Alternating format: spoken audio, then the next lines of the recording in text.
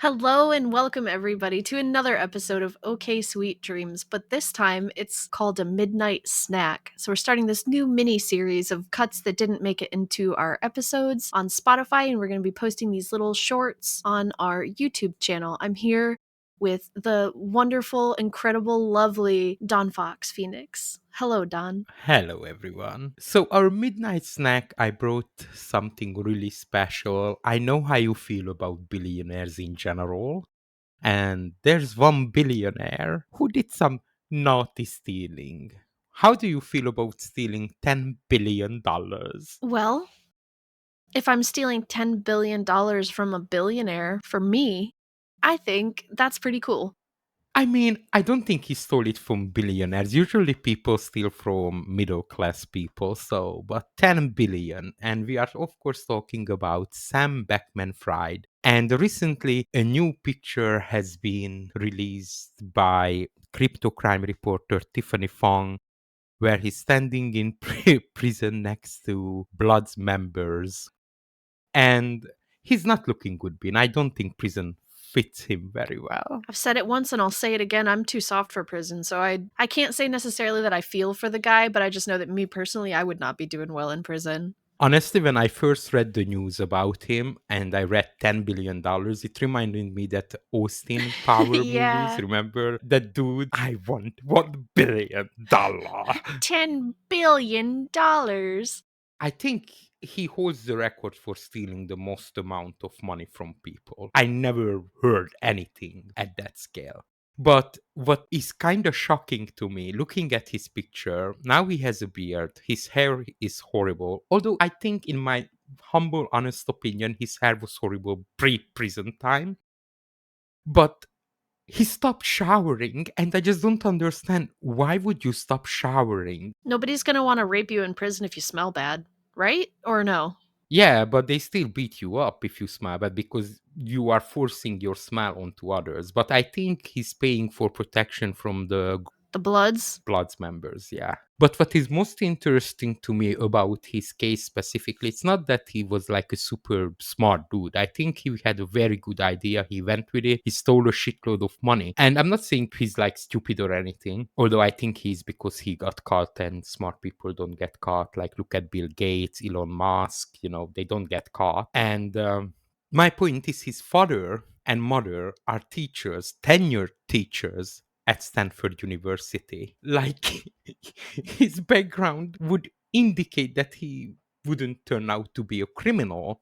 And his daddy actually teaching tax law, and his mom is teaching, listen to this, legal ethics. Yeah. Isn't that just the way? I mean, it's almost like they were setting him up, like, okay, like, here's what you gotta do, son. Don't get caught. But he did get caught, and now he's in jail. And funnily enough, a lot of people think the parents should go to jail as well, because right before this scandal that happened to FTX, they got $10 million as a cash gift, and the son bought them a 16.4 million property in the Bahamas, where he moved the company so he wouldn't need to pay high taxes. The signs were there. And funnily enough, his dad was like really up to this, like, oh my God, my son made a lot of money. We are famous now. And he said a lot of times, FTX is a family business. We are involved. And now, When I said it was a family business, I didn't mean that. I was just joking. I'm not involved. I don't know anything about this. What is FTX? What does that even mean? so I have one question, Vin, just one.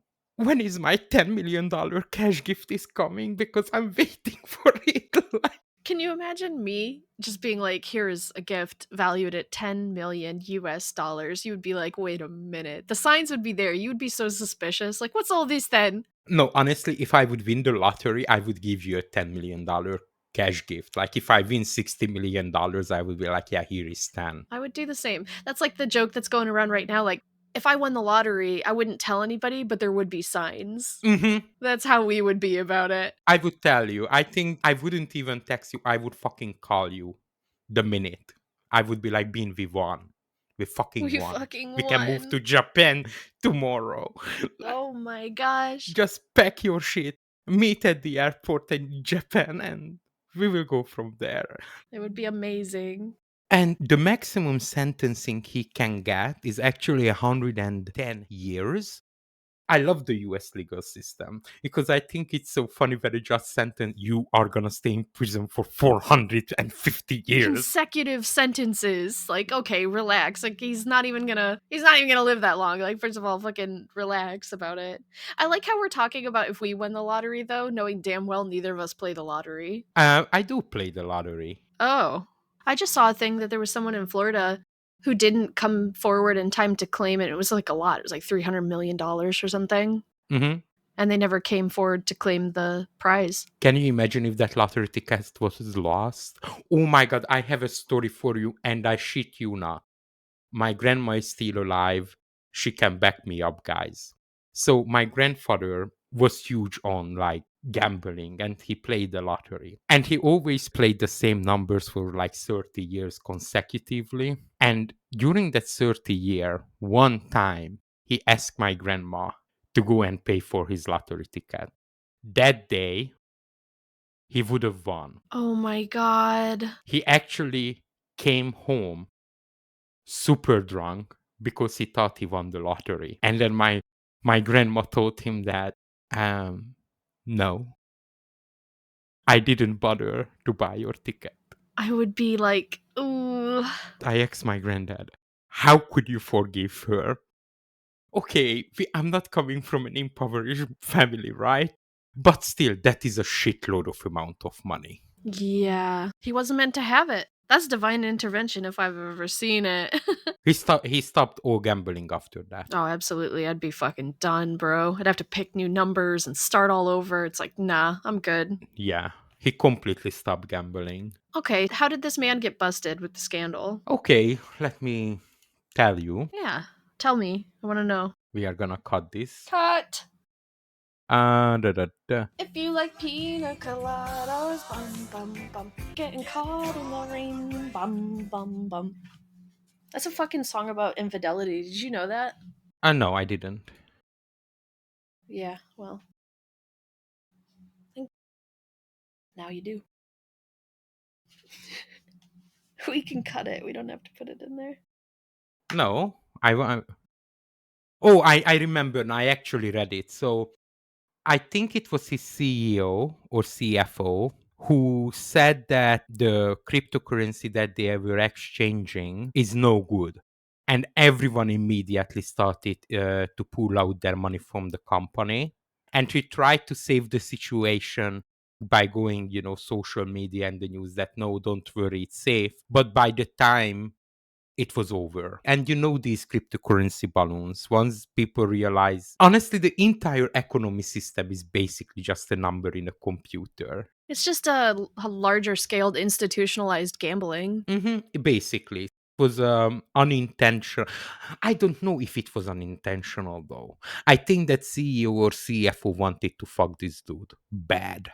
So, what was the crime that he committed? He was defrauding. There was no defrauding No assets. clients, There was no assets, no. nothing. It was a balloon. Yeah, huh? Well, I mean, isn't that, yeah, I don't know. It's interesting that he went to jail for that when I feel like there's a lot of things in our system right now that I could look and say, like, okay, that's kind of the same situation, except this guy wasn't on the inside or whatever. I think the main reason he went to jail for that because it was about cryptocurrency. If he would have been a regular banker who has this balloon in his bank and it pops, the government would have saved him. Yeah. But because this cryptocurrency is the idea behind it that we don't want the government to interrupt with our financials whatsoever, the government were like, well, you are going to get fogged. We're going to make an example of this guy. Because what's so cool about the idea of cryptocurrency is it just totally takes all of the power away from the government as well as the banks. Because if you want to borrow $50,000 from me, and I mean, okay, if you want to borrow $50,000 from me and you don't want to go through a bank, I can offer you a lower interest rate, but I can make money directly. Instead of the bank giving you 6%, I say, I'll give it to you for 4%. You don't even need banks anymore.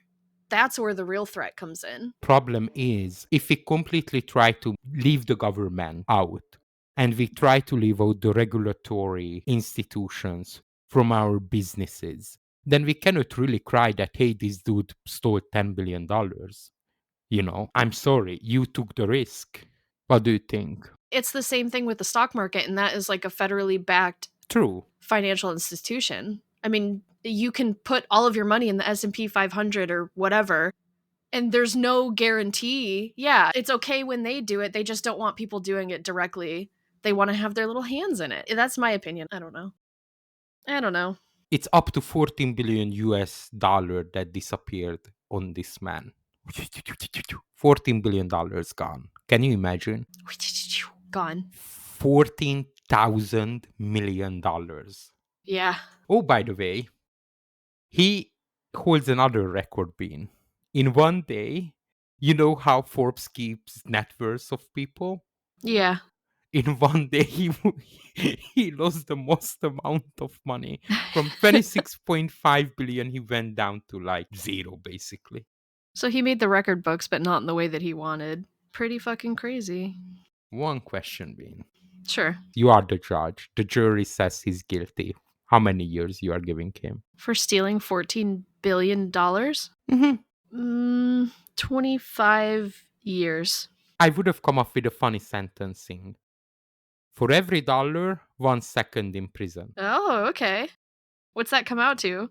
Only 443 years. 444. So I would come up with some ideas like this, in my sentencing, because I think it's a time for the judge to shine as well. Yeah, you'd be a cheeky little judge, wouldn't you? I would be, yeah. If I would get a case like this, I was shooting, I would come up with the funniest roast. Yeah, I like it. That's fun. And I wouldn't send him in those, prisons with a tennis court, kind of the maximum security where as fucking is guaranteed. Yeah, you'd be out there with the Gen Pop, bro. Absolutely. Gen Pop. So my takeaway is just don't steal from people. Don't be a fucking scumbag about it. My takeaway from this that if you have a company, you really need to trust the people that you are going to business with, because it literally started with a tweet. The entire thing, his collapse, it started with a tweet. Don't you think that's a little suspicious though? I mean, like what incentive would his employee have to fuck him over? I honestly think that the CEO or CFO knew that the way they were doing things were illegal, and he suspected that they are under investigation. This is my theory. This is not proved. And in his mind, this way I can clarify my name, because actually a lot of people testify that he ordered people to do illegal defrauding activities. Yeah, I'd snitch too, probably. Yeah. So I think that that person was just trying to save their hide. Self-preservation is a thing. I know that I would probably do the same. I'm not going to be fucking taking the fall for you literally robbing billions of dollars from people. See you later. The other thing I didn't understand, like if you knew it's over, right? Why go to a country that extradites you to the US? There are countries that wouldn't give you out. There's literally a picture where the police chief is taking him to the airport, like, sorry, fucker, you are done. What if this is all just a government op and that he was the fall guy intentionally knowing, so they, as part of like a scheme by the government Mm-hmm. to discredit crypto, and he's not actually in prison, and they just like did a little photo op and threw it out there like, yeah, look, he's like really having a hard time in prison. Hmm. Hmm. You are an accountant, right? Like that was your main job before.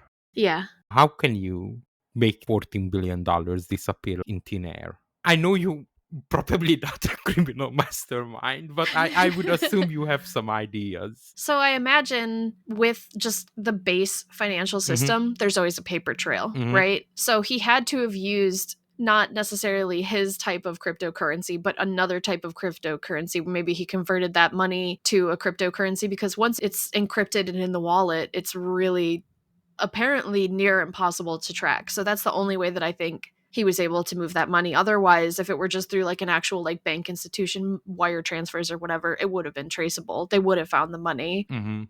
Do you think the parents should go to jail as well? They said it's a family business multiple times. Sure. I mean, if they can prove that they knew that these people were doing something illegal, yeah, they should go to jail. But just saying it's a family business, like being proud of your son and thinking that, he came up with this really amazing idea. Um, I don't know. okay, But you have to prove it. Like we can theorize and I can say, yeah, I think this or that. But I mean, unless it's like there's proof on the table that they knew, I don't think that they should just go to jail. it's hard for me to believe that a father who's literally Tax law. teaching at Stanford University, I don't think you can hide this from your dad. There would have been so many red flags for him, or should have been. Right. It's just like one of those things where the way our law system works is, we need the proofs. We can theorize, and I wouldn't be surprised at all. I would absolutely be willing to believe that he was in on it, that he knew about it, that he was dipping into that salsa. Like, yeah, let me just get some fucking property real quick.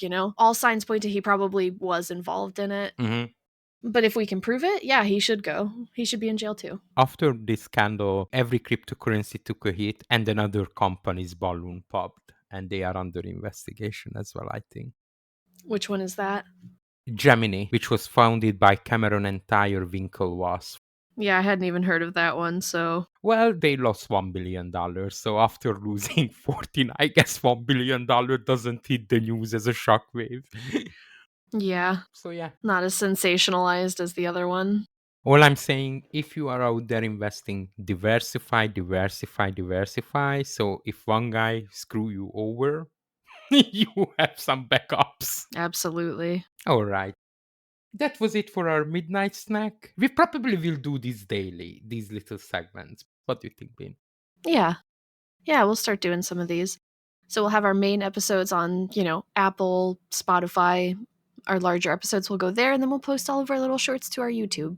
Yes, this is our YouTube special, Midnight Snacks. Okay, sweet dreams. Okay, sweet dreams.